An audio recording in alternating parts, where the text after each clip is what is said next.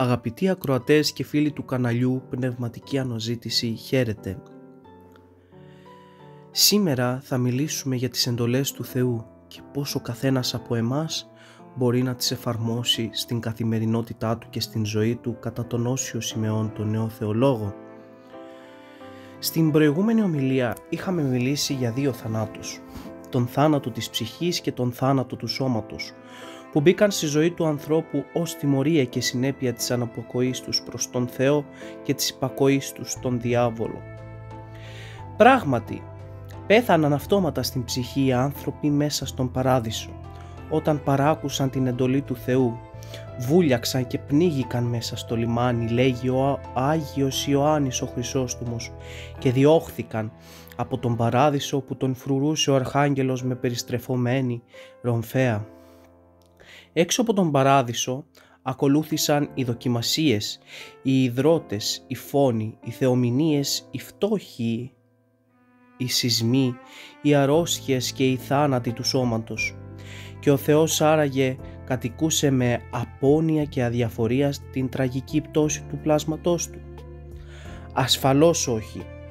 Η Παλαιά Διαθήκη περιγράφει μια σκανδαλιστική φροντίδα και αγωνία και αγάπη του Θεού προς τον παραβάτη και στη συνέχεια πολλές φορές επαναστάτη και αποστάτη άνθρωπο. Όλη η φροντίδα του Θεού συνοψίζεται στην παραβολή του αμπελώνος, την οποία θα πει αργότερα ο Χριστός. Ένα αμπέλι φύτευσε ο Θεός, τον κόσμο, και τον έδωσε στους αμπελουργούς, τους ανθρώπους, για να τον διαφετεύουν. Οι αμπελουργοί κακομεταχειρίστηκαν το αμπέλι και έκαναν κατάχρηση της εξουσίας που τους δόθηκε. Έστειλε κατά καιρούς ανθρώπους του ο Θεός για να κάνουν έλεγχο και να πάρουν τα έσοδα του αμπελιού, αλλά οι αμπελουργοί τους σκότωσαν. Ήταν οι προφήτες που φωνεύθηκαν κακήν κακός από τους ανθρώπους. Τέλος είπε ο Θεός να στείλει τον Υιό Του, νομίζοντας ότι θα τον σεβαστούν επειδή ήταν παιδί Του. Ανεξάρτητα από την αισχρή συμπεριφορά των ανθρώπων απέναντι στον Υιό του Θεού, η Ανάσταση και η σωτηρία του ανθρώπου απέτυχε. Για να κατανοήσουμε αυτή τη σωτηρία του ανθρώπου και την Ανάστασή του από τους δύο θανάτους με τη γέννηση του Χριστού, θα πρέπει να παρακολουθήσουμε τους συλλογισμούς του Οσίου Σιμεών. Με την παρακοή του Αδάμ στον παράδεισο, λέγει ο Όσιος, έχασε ο άνθρωπος το είναι. Τι είναι το είναι? Πριν από την πτώση του ο άνθρωπος ήταν άγιος, απαθής, δεν προσβαλόταν από τα πάθη, ήταν αναμάρτητος κατ' εικόνα και καθομοίωση του Θεού. Δηλαδή εικόνιζε και ομοίαζε κατά κάποιον τρόπο τον πλάστη και Θεό του. Γι' αυτό και μετά την δημιουργία του ανθρώπου είδε ο Θεός ότι όλα τα κτίσματά του, μεταξύ των οποίων και ο άνθρωπος, είναι καλά λίαν. Ήταν πάρα πολύ καλά, δηλαδή το είναι ακριβώς αυτό, το ότι δηλαδή ο άνθρωπος δεν αμάρτενε, δεν φανσανιζόταν από τα πάθη και ήταν ευτυχής και αθάνατος. Επειδή όμως μόνο ο Θεός είναι άκτιστος και αναλύωτος, γι' αυτό και ο άνθρωπος είχε την ιδιότητα να είναι τρεπτός και αλλοιωμένος, δηλαδή μπορούσε με τη θέλησή του να γλιστρήσει και να πέσει. Με τη βοήθεια όμως του Θεού μπορούσε ο άνθρωπος να μην τρέπεται και να μην αλλοιώνεται, δηλαδή να μην αμαρτάνει, όπως δεν αμάρτενε στον παράδεισο τον πρώτο καιρό. Γι' αυτό και μέσα στον παράδεισο ο Θεός δεν έδωσε νόμο στον άνθρωπο, κανένα νόμο απολύτως, μόνο μια εντολή, μια και μοναδική του επέβαλε, για να γνωρίζει ότι είναι τρεπτός και να προσέχει να μην εκπέσει από τη Θεία Κατάσταση, να μην φάγει από τον καρπό της γνώσεως του καλού και του κακού. Αυτή την εντολή του Θεού καταπάτησε ο άνθρωπος με τον ψίθυρο του διαβόλου και έχασε το είναι, δηλαδή χωρίστηκε από το Θεό. Έχασε την εικόνα του Θεού και την ομοίωσή του με Αυτόν. Δεν έμοιαζε πλέον με το Θεό, αλλά με τον διάβολο. Γέμισε πάθη, κακίες και αμαρτίες. Έγινε τυφλός, παράφρον, οργήλος και ασύνετος, και με το κατρακύλημά του πήρε ο παραβάτης άνθρωπος, γλιστρούσε κατευθείαν στην Άβυσσο, Γι' αυτό ο Θεός του έβαλε τα πρώτα φρένα, του έδωσε τον γραπτό νόμο, τον Μωσαϊκό νόμο.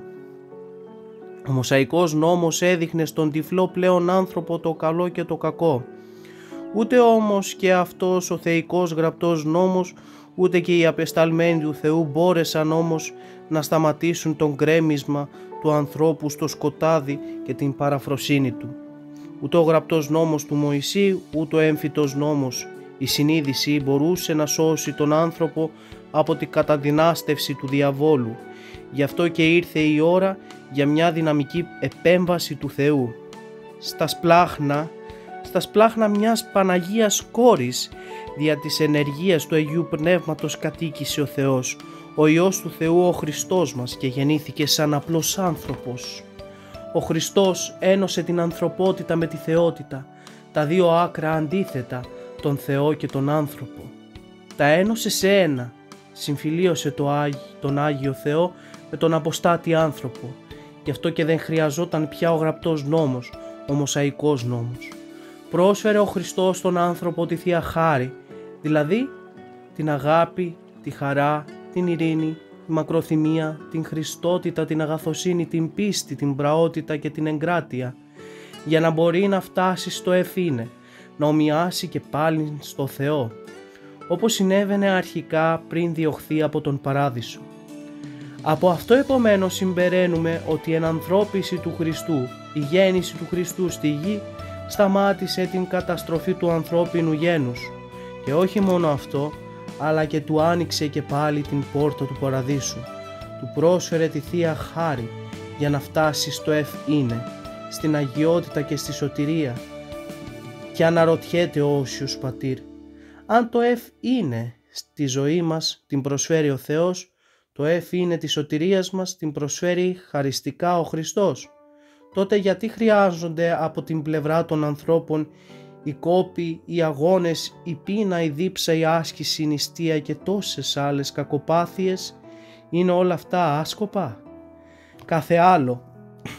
Αντίθετα, πρέπει ο άνθρωπος να είναι συνέχεια άγρυπνος και να κοπιάζει για να φυλάξει και να κρατήσει μέσα του τη Θεία Χάρη. Τα χαρίσματα του Αγίου Πνεύματος που του πρόσφερε ο Χριστός με το Άγιο Βάπτισμα. Το είπαμε και στην προηγούμενη συνάντησή μας. Ο Χριστός μέσα στην Εκκλησία μέσω των μυστηρίων και των ιεροπραξιών μας προσφέρει την Θεία Χάρη, αλλά αυτός ο θησαυρός είναι δυσκολοφύλακτος. Πολλοί θέλουν να μας τον κλέψουν, αλλά ο διάβολος στην κυριολεξία λυσά εναντίον μας όσο τον έχουμε. Άρα, για να φυλάξουμε τον θησαυρό της Θείας Χάριτος που μας προσφέρει ο Χριστός με την γέννησή Του, την διδασκαλία Του και την θυσία Του, χρειάζεται και ο αγώνας και η κακοπάθεια και η νηστεία και η άσκηση και κάθε προσπάθεια πάνω στη γη. Εδώ κάνει μια διάκριση ο Όσιος Πατήρ. Δεν σωζόμεθα από την προσπάθειά μας, ούτε σωζόμεθα γιατί αρνούμεθα τον κόσμο, ούτε γιατί μοιράζουμε όλον τον πλούτον μας στους φτωχούς, ούτε ακόμη με την νηστεία, ούτε με την αγρυπνία, ούτε με την προσευχή και με τα πολλά δάκρυα. Αλίμονο αν σκεφτόμαστε πως όλα αυτά μας σώζουν και μας δικαιώνουν ενώπιον του Θεού. Αλίμονο αν σκεφτόμαστε ότι κάνοντας όλα αυτά δικαιωματικά απολαμβάνουμε τη σωτηρία, διότι λέγει ο Χριστός. Και όταν τα κάνουμε όλα να λέμε ότι δεν κάνουμε τίποτε. Κατά Λουκάν Ευαγγέλιο. Όμως τότε τι ρόλο παίζουν αυτές οι προσπάθειες, γιατί τις κάνουμε και εμείς και ιδιαίτερα οι ασκητές στην έρημο? Μας ομοιώνουν με το Χριστό, λέγει ο Όσιος Πατήρ, και αυτό είναι που μας σώζει. Ποιος θα σωθεί? Εκείνοι που φυλάτουν τις πόρτες του Παραδείσου. Λέγει και πάλι ο Όσιος, παρατηρούν αν οι χριστιανοί που θέλουν να μπουν μέσα έχουν ομοιότητα με τον Χριστό, όπως τα παιδιά με τον πατέρα τους. Αν δεν βρουν αυτή την ομοιότητα των χριστιανών με τον Χριστό, δεν τους επιτρέπουν ποτέ να μπουν στη Βασιλεία των Ουρανών. Να ένα καινούριο στοιχείο που μας δίδει ο Όσιος Σημεών και πρέπει να το προσέξουμε στην πνευματική μας ζωή. Πόσο ομοιάζομαι στο Χριστό. Ο Χριστός έγινε άνθρωπος, κατεξίωσε την ανθρώπινη φύση, την εξηλαίωσε, την επανέφερε στην πρωτοτική ομορφιά και απάθεια και έτσι καθαρή και εξαγνισμένη την ανέβασε στον ουρανό. Εφόσον έδωσε την δυνατότητα ο Χριστός στον κάθε άνθρωπο με τη δική του διδασκαλία και βοήθεια να εξαγνίσει την ανθρώπινη φύση και να την κάνει να ομοιάσει μαζί του. Μόνο οι άνθρωποι που θα καταφέρουν αυτήν την ομοιότητα θα μπουν στον παράδεισο μαζί του. Πώς θα ομοιάσουμε στον Χριστό? Θα πρέπει να βάλουμε πολλή προσπάθεια. Να λέμε αλήθεια γιατί ο Χριστός είναι αλήθεια. Να είμαστε πράοι γιατί ο Χριστός ήταν πράος. Να είμαστε ταπεινοί γιατί ο Χριστός ήταν ταπεινός στην καρδιά. Να είμαστε δίκαιοι γιατί δικαιοσύνη αγάπησε ο Κύριος. Να είμαστε φιλάνθρωποι και φιλάδελφοι γιατί ο Χριστός έζησε θεραπεύοντας και αγαπώντας τον άνθρωπο. Και για να μην φαίνονται αυτά θεωρίες απλησίαστες και να τις εξηγήσουμε είναι δύσκολο, αλλά μπορούμε στον κάθε λόγο μας να λέμε ναι και όχι. Να λέμε πάντοτε την αλήθεια, ποτέ να μην συναντησόμεθα με τον διάβολο. Πού είναι πατέρας του ψεύδους? Είναι επίπονο, αλλά μπορούμε να μένουμε πράοι όταν μας υβρίζουν, μας λυπούν, μας συκοφαντούν, μας κατακρίνουν. Μήπως τι χάνουμε ή τι κερδίζουμε αν λέγουμε μόνο καλά? Να είμαστε απαθείς στον έπαινο όσο και στην κατηγορία, ταπεινοί και άδικοι σε όλα τα έργα. Είναι το ζύγι με το οποίο δοκιμαζόμαστε την ομοιότητά μας με τον Χριστό. Και η φιλανθρωπία είναι το κατεξοχήν ιδίωμα του Θεού. Όποιος άνθρωπος το έχει είναι ένας μικρός Θεός. Επομένως η προσπάθειά μας δεν πρέπει να είναι συσσωρευμένη καλών έργων. Η ελεημοσύνη, η νηστεία, η αγρυπνία, η προσευχή για να μας σώσουν. Αλλά η προσπάθεια μέσα από τα θεάρεστα αυτά έργα να αποκτήσουμε και να ασκήσουμε τα ιδιώματα του Χριστού, να ομοιάσουμε στον Χριστό, δηλαδή να γίνουμε αληθείς, πράοι, ταπεινοί, δίκαιοι και φιλάνθρωποι όπως Εκείνος. Αυτά είναι θεϊκά ιδιώματα του Χριστού. Όταν αποκτήσουμε θα γίνουμε παιδιά όμοια με τον Πατέρα και θα περάσουμε στην Βασιλεία του Θεού για να ζήσουμε τον όμοιό μας. Με δύο λόγια συνοψίζω τη διδασκαλία του Οσίου Σιμεών για την γέννηση του Χριστού. Με την παρακοή των πρωτοπλάστων στον Παράδεισο χάλασε ο άνθρωπος την εικόνα του, την καλή, το είναι, την ομοιότητά του με τον Θεό και ομοιώθηκε με τον δαίμονα στην ψυχή, πέθανε για τον Θεό. Με τη γέννηση του Χριστού δόθηκε η δυνατότητα στον άνθρωπο να ξαναζήσει, να φύγει από την τυραννία του διαβόλου, να πάρει τον δρόμο της σωτηρίας ακολουθώντας ένα παράδειγμα, ένα πρότυπο, τον Χριστό, παροχωρώντας στα δικά του ίχνη και ομοιάζοντας με τον Χριστό μπορεί ο άνθρωπος να αποκατασταθεί σε σωσμένο στη βασιλεία του. Η χριστιανική ζωή, οι εορτές της Ορθοδόξου Εκκλησίας μας δεν είναι τυπικές, ούτε είναι για να κάνουμε κάποια τυπικά καθήκοντα όπως είναι η νηστεία, η εξομολόγηση, η Θεία Κοινωνία και οι καλές πράξεις. Και αυτά είναι αναγκαία και απαραίτητα, αλλά η ουσία είναι άλλη. Η ουσία είναι να σκύψουμε μέσα στην ψυχή μας, μέσα στη ζωή μας, να βρούμε συγκεκριμένα ποιο έργο κάνουμε καθημερινά και πόσο προχωρούμε βήμα-βήμα προς τη σωτηρία. Πόσο δικαιώνουμε την ταπείνωση του Χριστού που κατέβηκε στη γη για να μας προσφέρει παράδειγμα. Πόσο του μοιάζουμε στην αλήθεια, στην πραότητα, στην ταπείνωση, στη δικαιοσύνη, στην φιλανθρωπία. Τα επανέλαβα για να θυμόμαστε και καθημερινά να ελέγχουμε τον εαυτό μας πόσο προωθούμε αυτά τα ιδιώματα του Χριστού. Αν εκ πρώτης όψεως, λέει ο Όσιος Πατήρ, δεν μας βρουν ομοίους με τον Χριστό, οι φύλακες του παραδείσου δεν θα μας επιτρέψουν την είσοδο.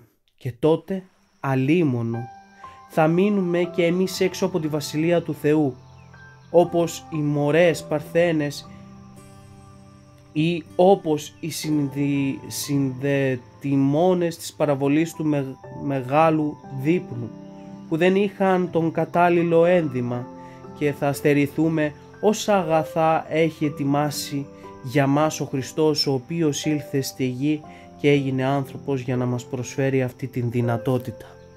Και με αυτά τα λόγια ας προσπαθήσουμε, αδελφοί, έστω και στο ελάχιστο του εαυτού μας, να μπορέσουμε να τα εφαρμόσουμε στη ζωή μας. Γιατί αν το κάνουμε αυτό, πραγματικά η σωτηρία της ψυχής μας θα είναι μονόδρομος. Μέχρι την επόμενη φορά, να είστε καλά, χαίρετε.